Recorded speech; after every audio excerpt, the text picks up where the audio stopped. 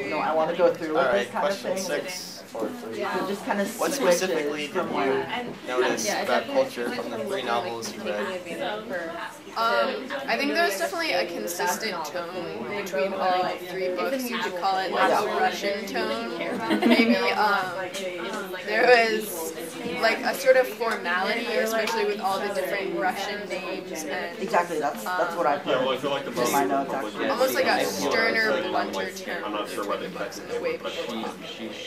Well, I think it's like kind of a characteristic of Russian literature. It's easy to see that Dr. Zhivago and Ivan Denisovich are like Russian people have been repressed by leaders in society for a long time. And I think there is a lot of it's reflected in the literature a lot beyond. There's a lot of corrupt government in there, especially in One Day in the Life of Ivan Denisovich, because they're talking about how he's been put in a prison work camp for treason that he didn't commit, and he's just in there for 10 years, and it just keeps going, and once you finish your 10 years, they give you another sentence.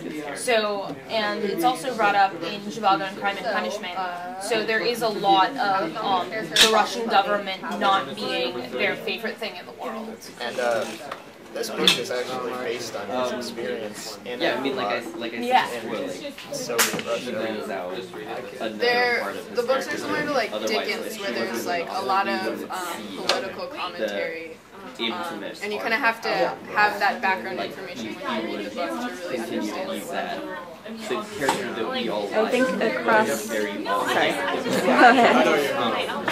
I was just going to say, I think across the 3 books, there's definitely some similarities with the way that the characters act, some sort of different social codes than we are used to in America, and I think a lot of people are kind of more internalized. Like when we were working with the middle school, the representative for Russia from the middle school was telling us about the mentality there is different, about how the Russian people are more scared of speaking out, and therefore they keep things inside of them rather than outside, which is something we saw a lot with Crime and Punishment, because Raskolnikov would have pages and pages and pages of just thought, and then he would say 2 words.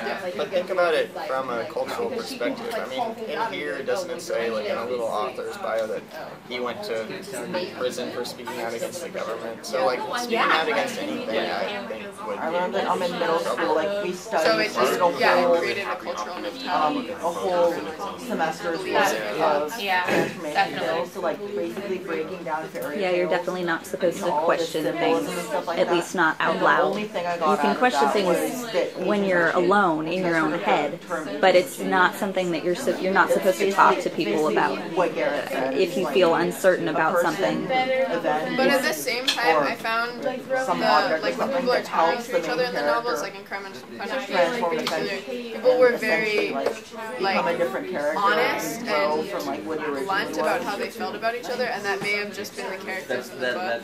And I think it's also a little bit of a cultural thing.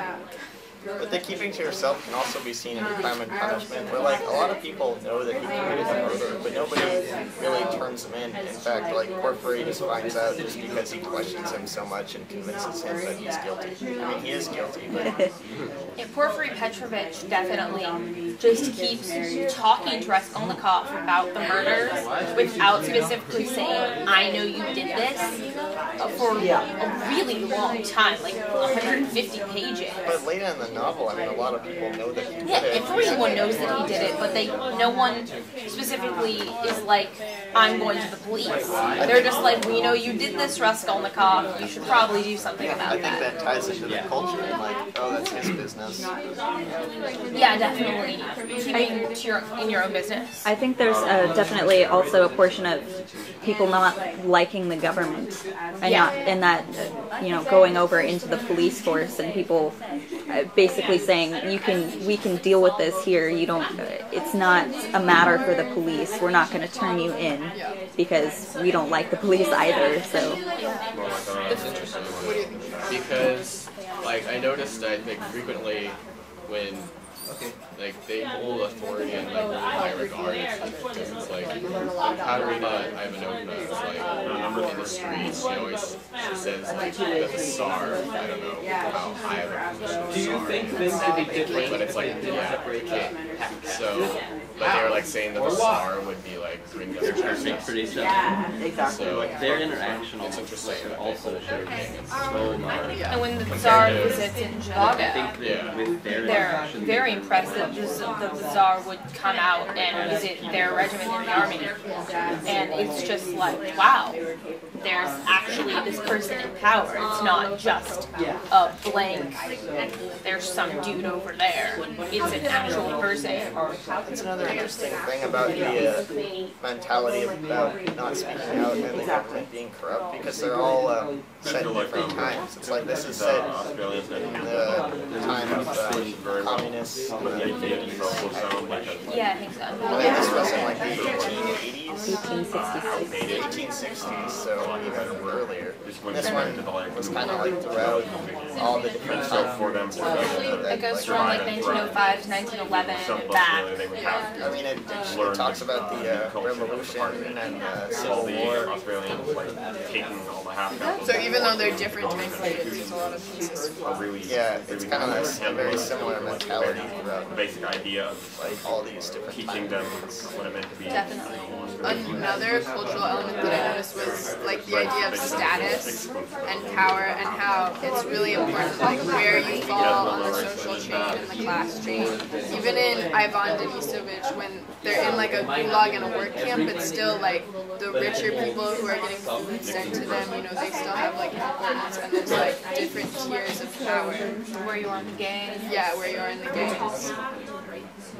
And in Crime and Punishment, Raskolnikov used to be a student. He was studying to be a lawyer, and being a student is very high status for people, and he can tell them, I was a student, and then they hold him in much higher regard than just being Or he tells that them guy. that he is a student. Yes, he also does that. Dropped out.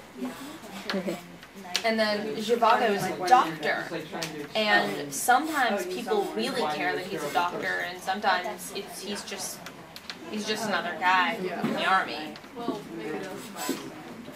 Yeah, we need to give like a summary for that as well, because So we're gonna do another question. Do you want to read it, Peter? Sure.